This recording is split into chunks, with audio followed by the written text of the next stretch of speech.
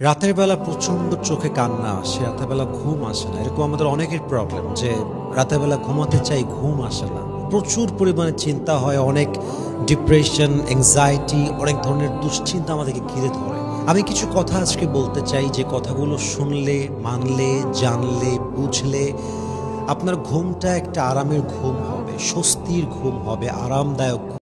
যে এটা কেন হলো, ওইটা কেন হলো না, অমুকে কষ্ট কেন দিল, অমুকে আমার মন কেন ভাঙলো, অমুকে বেইমানি কেন করলো, চিট কেন করলো, আমাকে ধোকা কেন। তোমার একটা আরামদায়ক ঘুম আপনি নষ্ট করছেন। I mean doesn't make any sense.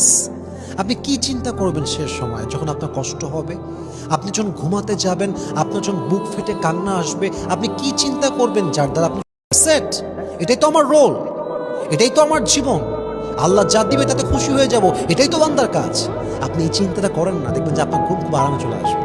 শুকরগুজার হয়ে যান, যা হয়েছে মেনে নেন, নিজের শক্তিকে বিশ্বাস করেন, ইমানকে বিশ্বাস করেন, আল্লাহর উপর তাওয়াক্কুল রাখেন। নাম্বার ওয়ান কথা।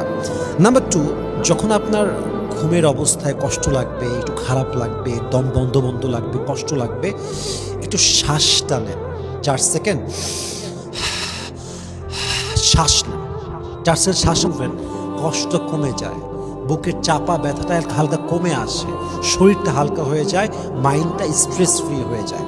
3 নাম্বার, শুয়ে শুয়ে ঘুমানোর সময় স্ক্রল করা বন্ধ করেন। আপনি যত স্ক্রল করবেন রাত যাবে, ঘুম যাবে, ব্রেইন নষ্ট হবে, মেধা নষ্ট হবে, চরিত্র নষ্ট হবে, ইমান যাবে, সব যাবে।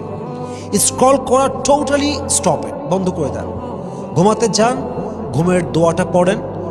ঘুমানোর দোয়া পড়ার পরে আল্লাহুম্মা বিসমিকা আমুতু ওয়া আহিয়া, বা শুয়ে পড়েন ডান কাত হয়ে, জিকির করতে থাকেন, জিকির করতে থাকেন, দেখবেন ঘুম চলে আসবে। চেষ্টা করেন, কয়েকদিন ট্রাই করেন, একদিনে হতাশ হয়ে যাবেন না, কয়েকদিন ট্রাই করেন।